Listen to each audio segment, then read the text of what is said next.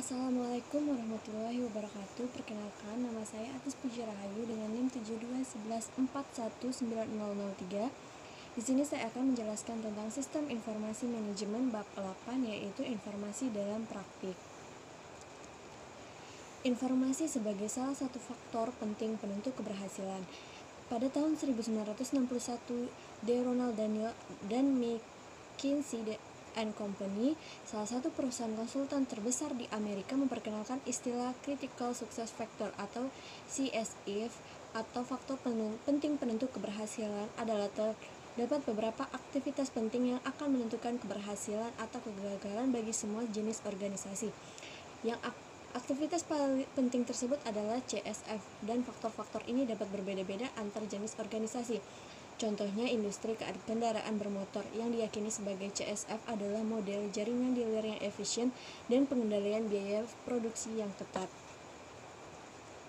Sistem pemrosesan transaksi. Sistem pemrosesan transaksi digunakan untuk menjelaskan sistem informasi yang mengumpulkan data, yang menguraikan aktivitas perusahaan, mengubah data menjadi informasi, dan menyediakan informasi tersebut bagi para pengguna yang terdapat di dalam maupun di luar perusahaan. Salah satu contoh yang baik dari sistem pemrosesan transaksi adalah sistem yang digunakan oleh perusahaan-perusahaan distribusi. Sistem ini disebut sebagai suatu sistem distribusi atau distribusi sistem. Tinjauan sistem. DFD mendokumentasikan suatu sistem dengan cara yang hierarkis. Diagram konteks adalah yang menyajikan sistem dalam konteks lingkungannya. Subsistem utama dari sistem distribusi. Diagram konteks cukup memadai untuk mendefinisikan batasan sistem atau unsur-unsur lingkungan dan antarmukanya. Sistem yang memenuhi pesanan pelanggan. Sistem entry pesanan atau order entry system, memasukkan pesanan pelanggan ke sistem. Sistem persediaan atau inventory system, memelihara catatan persediaan. Sistem penagihan atau billing system, membuat faktur pelanggan. Dan sistem piutang dagang atau account receivable system, menagih uang dari pelanggan. Sistem yang menjalankan proses buku besar. Sistem buku besar atau General Ledger System adalah sistem akuntansi yang menggabungkan data dari sistem-sistem akuntansi yang lain dengan tujuan untuk menyajikan gambaran keuangan operasi perusahaan secara gabungan. Ada dua sistem. Yang pertama, sistem memperbarui buku besar atau update General Ledger System. Yang kedua adalah sistem pembuatan laporan manajemen atau Prepare Management Report System. Menempatkan sistem pemrosesan transaksi dalam perspektif. Sistem pemrosesan transaksi adalah sistem informasi pertama yang terkomputerisasi. Sistem ini juga berperan sebagai fondasi dari semua hal yang penting yang dilakukan oleh perusahaan dalam menjalankan operasinya dan berinteraksi dengan lingkungannya. Sistem informasi organisasi. Area-area bisnis perusahaan antara lain keuangan, sumber daya manusia, layanan informasi, manufaktur, dan pemasaran menggunakan basis data yang diproduksi oleh sistem pemrosesan transaksi ditambah dari sumber lainnya untuk menghasilkan informasi yang digunakan oleh para manajer dalam mengambil keputusan dan memecahkan masalah. Sistem informasi pemasaran atau Marketing Informasi System atau MKIS memberikan informasi yang berhubungan dengan aktivitas pemasaran perusahaan. Sistem output memberikan informasi mengenai unsur-unsur penting di dalam bauran pemasaran. Bauran pemasaran terdiri atas 4 unsur utama yang dikelola oleh manajemen agar dapat memenuhi kebutuhan pelanggan dengan mendapat keuntungan. Yang pertama, subsistem produk. Yang kedua, subsistem lokasi. Yang ketiga, subsistem promosi. Yang keempat, subsistem harga. Dan kelima, ada subsistem bauran terintegrasi. Basis data digunakan oleh subsistem output berasal dari basis data. Basis data dipopulasi dengan data yang berasal dari 3 subsistem output. Subsistem input. Sistem pemrosesan transaksi mengumpulkan data dari sumber-sumber internal dan lingkungan lalu memasukkannya ke dalam basis data.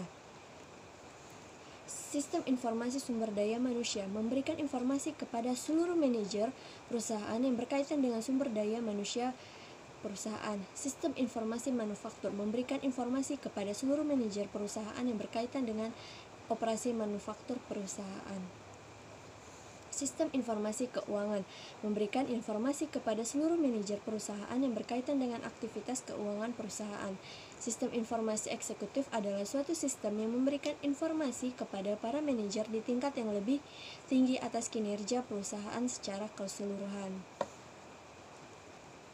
Manajemen hubungan pelanggan atau CRM, yaitu Customer Relationship Management, adalah hubungan antara perusahaan dengan pelanggan sehingga baik perusahaan maupun pelanggannya akan menerima nilai maksimum dari hubungan ini. Sistem CRM ini akan mengakumulasi data pelanggan dalam jangka panjang 5 tahun, 10 tahun, bahkan lebih, dan menggunakan itu untuk memberikan informasi kepada pelanggan. Unsur utama dalam sebuah sistem CRM adalah data warehouse atau gudang data. Data warehousing yang memungkinkan untuk membangun suatu sistem dengan kapasitas data yang hampir tak terbatas. Karakteristik data warehouse: yang pertama, kapasitas penyimpanan sangat besar. Kedua, data diakumulasikan dengan menambahkan catatan baru, bukannya dijaga tetap saling mutakhir dengan memperbarui catatan yang sudah ada dengan informasi baru. Ketiga, data dapat diambil dengan mudah. Dan yang keempat, data sepenuhnya digunakan untuk pengambilan keputusan dan tidak digunakan dalam operasi perusahaan sehari-hari. Data mart adalah suatu basis data yang hanya menguraikan satu segmen dari operasi perusahaan. Pembuatan dan penggunaan sebuah data warehouse atau data mart disebut data warehousing dan akan dilakukan oleh suatu sistem. Sistem data warehousing. Data warehouse adalah bagian utama dari data warehousing yang memasukkan data ke dalam gudang, mengubah isinya menjadi informasi dan menyediakan informasi tersebut kepada para pengguna. Bagaimana data disimpan dalam tempat penyimpanan data warehouse? Dalam tempat penyimpanan data warehouse terdapat dua jenis tabel yang disimpan dalam tabel-tabel terpisah. Yang pertama, tabel dimensi, mengartikan pemikiran bahwa data tersebut dapat menjadi basis untuk melihat data dari berbagai sudut pandang atau berbagai dimensi. Dan kedua, ada tabel fakta, yaitu berisi ukuran-ukuran kuantitatif sebuah entitas objek atau aktivitas. Penyampaian informasi. Unsur terakhir dalam sistem data warehousing adalah sistem penyampaian informasi yang mendapatkan data dari tempat penyimpanan data, mengubahnya menjadi informasi dan menjadikan informasi tersebut tersedia bagi para pengguna. Penyampaian informasi atau OLAP. Terdapat pula satu jenis peranti lunak yang secara khusus telah dikembangkan untuk data warehouse, OLAP, Online Analytical Processing, memungkinkan pengguna berkomunikasi dengan data warehouse melalui GUI ataupun antarmuka web dan dengan cepat memperoleh informasi dalam berbagai jenis format termasuk grafik. Terdapat dua pendekatan. Yang pertama ada Rollup atau Relational Online Analytical Processing, yaitu menggunakan suatu sistem manajemen basis data relasional standar. Data rollup umumnya terinci dan harus dilakukan analisis untuk mendapatkan ringkasannya.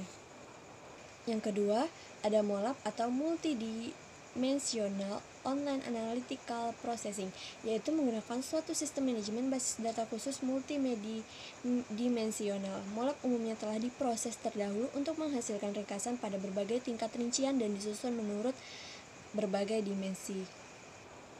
Data mining. Istilah ini sering dipergunakan sehubungan dengan data warehousing dan data mart adalah data mining atau penambangan data. Adalah proses menemukan hubungan dalam data yang tidak diketahui oleh pengguna. Terdapat dua cara dalam melakukan data mining. Yang pertama, verifikasi hipotesis pendekatan ini dimulai dengan hipotesis penggunaan mengenai bagaimana data saling terhubung. Kelemahannya adalah bahwa proses pengambilan akan sepenuhnya dipandu oleh pengguna. Yang kedua, penemuan pengetahuan. Sistem data warehousing menganalisis tempat penyimpanan data warehousing, mencari kelompok-kelompok dengan karakteristik yang sama. Menempatkan data warehousing dalam perspektif. Kemampuan untuk menyimpan jumlah data yang praktis tak terbatas dan mengambilnya dengan cepat telah membuka gerbang-gerbang pemrosesan data yang baru. Sekian dari saya, apabila banyak kesalahan mohon maaf. Wassalamualaikum warahmatullahi wabarakatuh.